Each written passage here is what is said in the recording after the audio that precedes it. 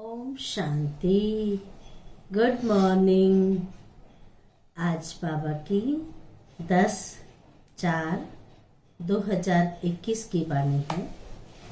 आज बाबा ने सुनाया, प्रश्न पूछा कि माया से हार किन बच्चों की नहीं हो सकती है। कौन से बच्चे कभी हार नहीं सकते हैं। तो अगर ये ध्यान रखें कि जिन बच्चों का इस पतित दुनिया से, इस पतित जगत से नाता टूटा हुआ हो, दुनिया के वस्तु वैभव से नाता टूटा हुआ हो और एक बाप के साथ जुटा हुआ हो, उन बच्चों की बुद्धि कहीं इधर उधर नहीं जाती है। जब बुद्धि इधर उधर नहीं जाएगी तो नेचुरली उनकी जीत होगी, कभी हार हो नहीं सकती। दूसरी बात, बाबा ने कहा, कई बच्चे कहते हैं कि आपके साथ भगवान है, ये भगवान का रचा हुआ यज्ञ है, तो इस यज्ञ में विघ्न क्यों पड़ते हैं? क्यों विघ्न पड़ते हैं? अगर सोचा जाए, देखा जाए तो गायन भी है कि यज्ञ में असुरों के विघ्न पड़े। विघ्न क्या है? जो 5000 वर्ष पहले हुआ था, ड्रामा में ये सीन है, इसमें बाप भी कुछ नहीं कर सकता है। बाबा कहते हैं कई बार, बनी बनाई बन रही, अब कुछ बनने नहीं। जब कोई नई चीज हो तब तो कुछ सोचा जाए। ये तो बनी बनाई बना बनाया खेल है, और खेल में तो हर प्रकार के सीन होते हैं, अच्छे भी होते हैं, बुरे भी होते हैं, हंसने का भी होता है, रोने का भी होता है। तो उस खेल से घबराते नहीं हैं, लेकिन उसे साक्षी होकर के देखते हैं। तो इसलिए बाबा ने कहा कि भले लोग कहते रहें कि भगवान के घर में रहते हो आपको बीमारी होती है, भगवान के घर में रहते हो आपको ऐसे विघ्न आते हैं, ये तो होगा, सबका हिसाब किताब है, वो तो चुप तो करना ही है। तो अभी हम बाबा की मुरली सुनेंगे। सार है मीठे बच्चे, पतित जगत से नाता तोड़, पतित जगत से नाता तोड़, एक बाप से बुद्धि योग लगाओ। तो क्या होगा? तो माया से हार हो नहीं सकती। दो बातें हैं, पतित जगत से नाता तोड़ेंगे, बाप से जोड़ेंगे, तो माया से हार हो नहीं सकती। प्रश्न है, बाबा ने पूछा, समर्थ बाप के साथ होते हुए भी यज्ञ में अनेक विघ्न क्यों पड़ते हैं? सब फिर से सुने। समर्थ बाप साथ होते हुए भी यज्ञ में विघ्न क्यों पड़ते हैं? कारण क्या है? जिसका बहुत सुंदर जवाब दिया बाबा ने। बाबा ने कहा, यह विघ्न तो ड्रामा अनुसार पड़ने ही है, क्योंकि जब यज्ञ में असुरों के विघ्न पड़े, असुरों के विघ्न पड़े, कहते हैं ना, अति के बाद अंत होता है। किसी भी चीज की अति होती है तो उसका अंत अवश्य होता है। तो बाबा ने कहा, जब यज्ञ में असुरों के विघ्न पड़े तब पाप का घड़ा भरे। इसमें बाप कुछ नहीं कर सकते। कहते पाप का घड़ा भरता है तो एक न एक दिन फूटता जरूर है। इसमें बाप कुछ नहीं कर सकते। यह तो ड्रामा में नूंद है। विघ्न पड़ने ही है, कुछ भी हो जाए विघ्न पड़ने ही है। लेकिन विघ्नों से तुम्हें घबराना नहीं है। पढ़ने दो विघ्न, आने दो माया को। कितना आएगी, कितना परेशान करेगी, कितना सताएगी। हमारे साथ तो सर्वशक्तिमान है, भगवान है। कहते हैं जिसका साथी हो भगवान, उसको क्या रोकेगा आंधी और तूफान। विघ्नों का काम है आना और हमारा काम है विजयी बनना, घबराना नहीं। गीत है कौन है माता कौन है पिता। अभी धारणा के लिए मुख्य सार सुनेंगे। पहली पॉइंट है माया की बॉक्सिंग में कभी भी हार ना हो।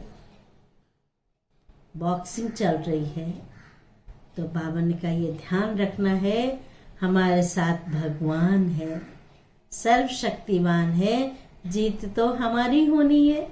इसलिए हमारी युद्ध चल रही है, बॉक्सिंग चल रही है, इसका ध्यान रखना है। कभी हार ना हो, इसका ध्यान रखना है। कल्प पहले की स्मृति से अपनी अवस्था को जमाना है। कई बार बाबा कहते हैं कि बच्चे ये नशा रखो कि हम कल्प कल्प के विजयी हैं। विजय हमारा जन्म सिद्ध अधिकार है। हम विजयी नहीं बनेंगे तो कौन बनेगा। तो बाबा ने कहा ये कल्प पहले की स्मृति से अपनी अवस्था को जमाना है, अचल अडोल रखना है, खुशी और शांति में रहना है। अवस्था एक रस होगी तो कभी हलचल में नहीं आएंगी, खुशी भी होगी और शांत भी होंगे। दूसरी पॉइंट है अपना भला करने के लिए श्रीमत पर चलना है। अपना, ये ध्यान से सुनेंगे ये लाइन, अपना भला करने के लिए श्रीमत पर चलना है। जो बाबा कहे जी बाबा, कभी बाबा को ना नहीं करना। जो भी कहेगा उसमें भलाई है। हम अपने क्वेश्चन, अपने दिमाग चलाने लग जाते, ऐसा क्यों कहा, ऐसा नहीं होना था। लेकिन श्रीमत माना ही श्रेष्ठ मत, भगवान की मत, वो उसमें हमारी भलाई है। अगर हम उस कहते हैं ना कि किसी से बहुत प्यार हो तो कहते हैं ना, हम तो उसकी बात को आंख बंद करके मान लेते हैं। तो हम भगवान की बात को, भगवान की श्रीमत को क्यों नहीं मानेंगे। हर बात में कल्याण है, उसमें भलाई ही भलाई है। इस पुरानी दुनिया से नाता तोड़ देना है। माया के तूफान से बचने के लिए, माया के तूफान से बचने के लिए चित्रों को सामने रख बाप और वर्षे को याद करना है। बाबा कहते हैं ना कि अगर आपका योग नहीं लग रहा है, बुद्धि इधर उधर भटक रही है, तो घर में चित्र रखे हुए हैं, उन चित्रों के द्वारा मनन चिंतन करने लग जाओ। चित्रों पर समझाना शुरू कर दो तो बुद्धि इधर उधर जाएगी नहीं, माया के तूफान आएंगे नहीं, तो बाप की याद रहेगी और वर्षे की याद रहेगी। कितना सुंदर तरीका बाबा ने सुनाया। वरदान है निर्बल आत्माओं में शक्तियों का फोर्स भरने वाले। ध्यान से सुनेंगे। निर्बल आत्माओं में शक्तियों का फोर्स भरने वाले ज्ञान दाता सो वरदाता भव। विस्तार है वर्तमान समय निर्बल आत्माओं में इतनी शक्ति नहीं है जो जंप दे सके। शक्तिहीन आत्माएं हैं, ताकत नहीं है। तो बाबा ने कहा जब ताकत नहीं है तो परिस्थितियों पर कैसे विजय प्राप्त करेंगे, कैसे जंप दे सकेंगे। उन्हें एक्स्ट्रा फोर्स चाहिए, एक्स्ट्रा मदद की जरूरत है, एक्स्ट्रा फोर्स की जरूरत है, तब वो हाई जंप दे सकेंगे। तो आप विशेष आत्माओं को स्वयं में विशेष शक्ति भर करके, विशेष ध्यान से सुनना लाइन, आप विशेष आत्माओं को स्वयं में विशेष शक्ति भर करके उन्हें हाई जंप दिलाना है। खुद शक्तिशाली होंगे तो दूसरों को मदद करेंगे, खुद ही खाली होंगे, खुद ही शक्तिहीन होंगे, मदद कैसे करेंगे, दूसरों को आगे कैसे बढ़ाएंगे, उमंग उत्साह कैसे दिलाएंगे कि कैसी भी पेपर परिस्थिति आए उस पर आप जंप लगाओ। ये नहीं कि हम सब रास्ते में चल रहे हैं, पत्थर आ गया, हम उस पत्थर को हटाने में ही अपना पूरा दिन लगा दिए, तो आगे कैसे बढ़ेंगे। बाबा कहते पत्थर को भी साइड सीन समझो, जंप लगाओ, साइड से गुजर जाओ। पत्थर है, परिस्थिति है, इसका रट्टा नहीं लगाना है, उस पर विजय प्राप्त करना है। तो बाबा ने कहा विशेष शक्ति भर करके उन्हें हाई जंप दिलाना है। इसके लिए ज्ञानदाता के साथ साथ शक्तियों के वरदाता बनो। ज्ञान तो दिया, समझ मिली, लेकिन ताकत नहीं है, शक्तियां नहीं है। सहन करने की शक्ति, समाने की शक्ति, मधुरता, परखने की शक्ति, ये शक्तियां नहीं है।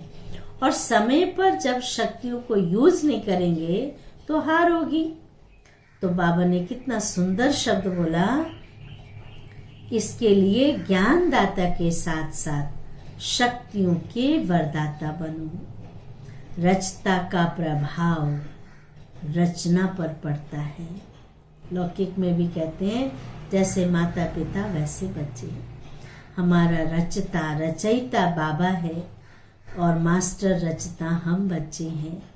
तो बाबा ने कहा रचता का प्रभाव रचना पर पड़ता है, इसलिए वरदानी बनकर अपनी रचना को सर्व शक्तियों का वरदान दो।